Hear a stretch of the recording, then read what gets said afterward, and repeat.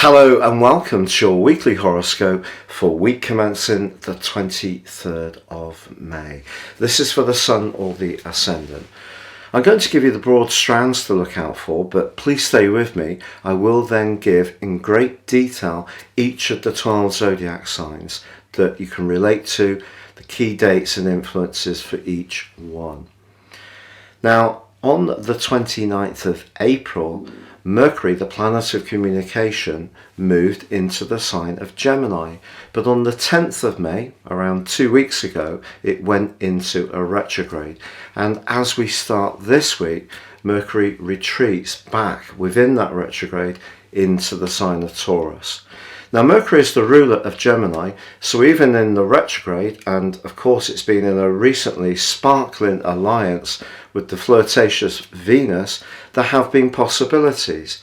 A lot of communications, a lot of ideas.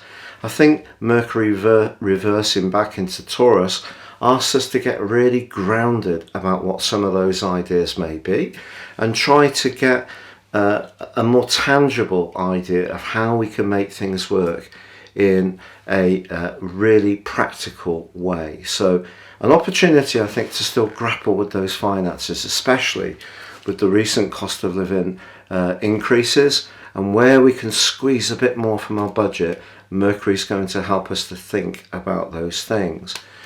But when it comes to thinking, late last week there was a quarter moon in the dreamy sign of Pisces, and that squared the Sun in the sign of Gemini. So a little bit of gossip could be doing the rounds this week. We should definitely not necessarily just believe at face value something we're told, particularly within our neighbourhood. There could also be some potential for misunderstandings with siblings. Now, this is a really important week in so many ways, but I think mostly because Mars on Tuesday returns to one of its two home zones, but of course it is the only ruling planet of the sign of Aries, and that's where it gets back to on Tuesday for a 6-week stay. But it immediately forges an absolutely fantastic link with Jupiter. Now, Jupiter, of course, is the planet of expansion. So now Mars returns to Aries. We have Jupiter, the planet of growth and potentially of good luck. And we also have Venus in the sign of Aries too. So the potential for initiative and drive is very strong. When Mars and Jupiter get together, it can give us an even greater sense of determination and thrust. But we also must remember that the element of the sign of Aries is fire, and Jupiter can, see us be a little bit overconfident in some ways. So it's going to be important to keep, grounded, and perhaps Mercury in that retrograde in Taurus can help this, especially where we're wanting to bring a much more excitement and action to a situation that may have stalled. But it's not just Mars that's forging a gorgeous link with Jupiter, because the Sun is, from Monday to Friday, in a sextile, and this is one of the luckiest aspects that you can get in astrology.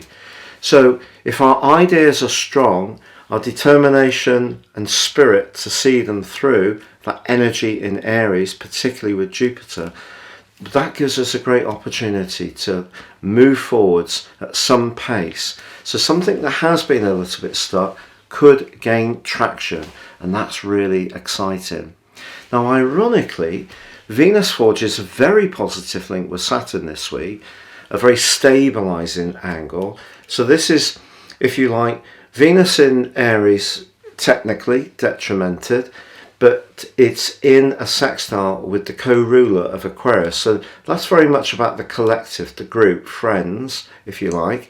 Venus is about taking in the sign of Aries. It's about maybe just going for it a little bit. But if there is something that's working out well in a relationship, it could actually be very stable.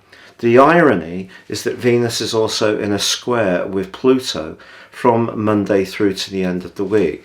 And any relationship that is leveraged, so where Perhaps someone is promising us a really amazing deal around a job, or perhaps it could be that someone tries to spoil us big time if they're trying to get to know us, almost like being over generous.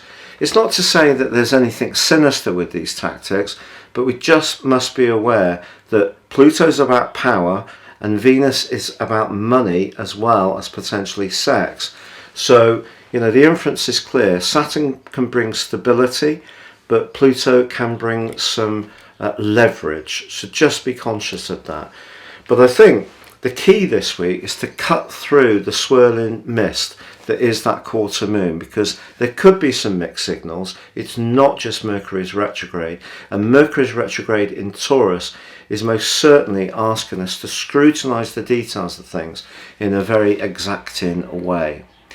Now, if you are new to my channel, I'd be honoured if you would subscribe. I'm getting very close to that 100,000 mark. All the illnesses I've had in recent years, last 10 years, catching up now. So we'd greatly appreciate if you would click or tap on the bell notification symbol.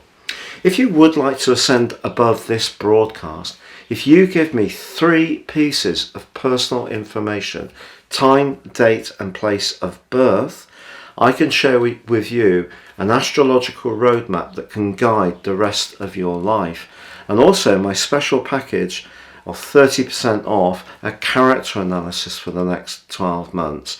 No 2 charts are the same. Please see the link beneath this video. But please stay with me now for your individual zodiac forecast. So Scorpio, your week commencing the 23rd of May forecast sees Mercury, the planet of communication, move back into your sector of relating. Now you've got the restless Uranus there and the planet of destiny, the North Node.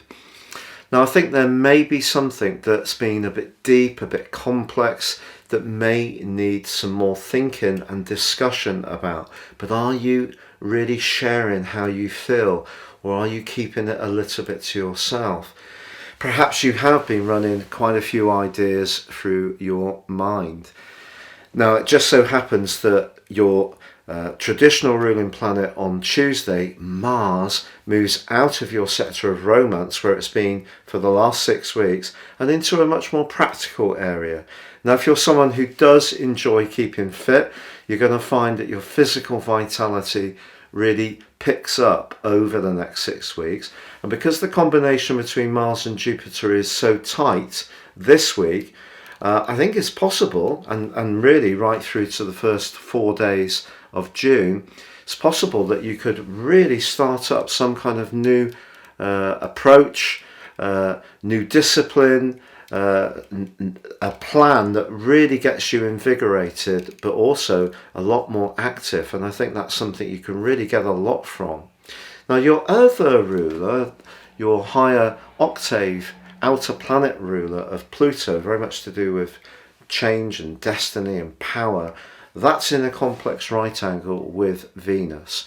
So because Pluto's in your sector of ideas, when it comes to your work situation, if someone close to you sees what you want to change at this time, where you want to be more productive, where you want to get fitter, or is it how you want to change things about where you are employed, then maybe there could be someone who sees it differently to you.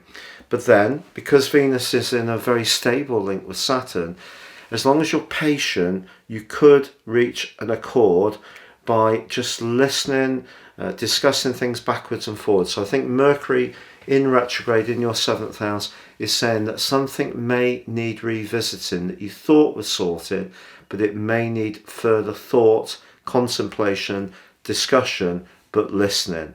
But the Sun, of course, is in your 8th house, which is very much in keeping with the energy of your sign. It's about transformation, it's about very deep connections, it's about where you're most invested.